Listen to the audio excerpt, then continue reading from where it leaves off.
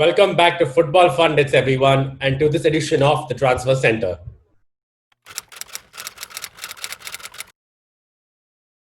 Manchester United finally seem to be making some moves in the transfer market by completing the signing of Donny van de Beek from Ajax on a 5-year deal. The fee reportedly is around 45 million euros, including any add-ons. A lot of credit for this deal goes to Ajax CEO and ex-Manchester United player Edwin van der Sar, who also penned an emotional letter to the Manchester United fans after the deal was completed.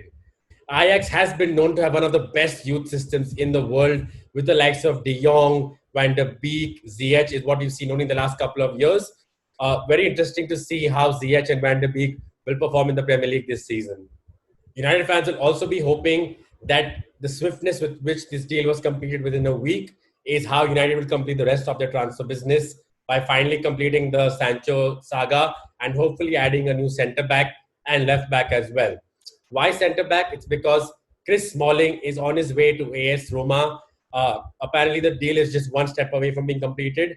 It will be a permanent move to AS Roma for Smalling. He impressed them last season on his loan move, and United are happy to let go of the player since he clearly made it known even last season he does not prefer to be on the bench or a backup centre back. Arsenal have secured a loan signing of Dani Ceballos till June 2021. The player impressed Arteta and the Arsenal faithful in his last spell. With the additions of Willian, Gabriel, and the arrival of Saliba, Arsenal's starting lineup looks quite solid after a long time, and you can see the difference Arteta's system is already making on the squad. Aubameyang is also rumored to be on the verge of signing a new contract, leading to some optimism finally after a few years of dread for the Arsenal fans. But it may not be all too positive for Arsenal and their faithful, because with the additions of all these players, it is very well known that Arsenal had to offload a few players as well. And it looks like Kolasinac could be on his way back to Schalke. PSG are interested in Bellerin after Timothy Castagne joined Leicester City. Lucas Torreira himself is trying to push a move out to Italy, while Socrates, who was already deemed surplus to requirement by Arteta, could be on his way to Napoli. Now, I'll come to the Napoli bit in just a little while. All in all, looks like Arsenal squad could again be quite thin next season, and maybe all may not be as chirpy and positive as it may seem. Now coming to Napoli and Koulibaly, and that's how Socrates fits into this. Now, Man City have been interested in Koulibaly since the start of the summer. It is a well-known fact that they did not shore up for Kompany's departure last season. Talks are on between the two clubs, but an agreement has not been reached yet. Koulibaly's agent has told Man City to come with a new improved bid.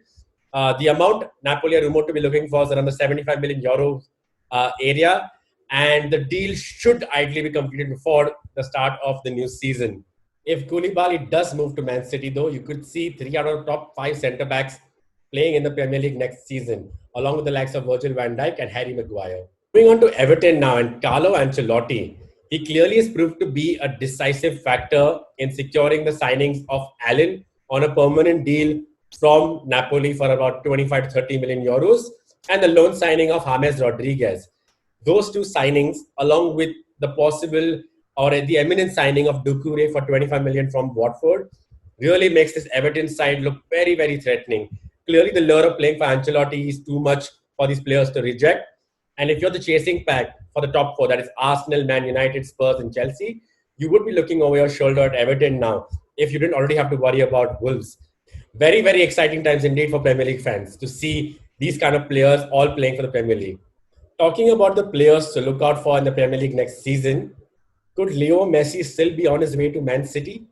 While an emotional reunion with Pep Guardiola seemed to be the logical choice for him in case he did move away from Barcelona, his father/agent has arrived in Barcelona to have talks with the upper management and Bartomeu himself.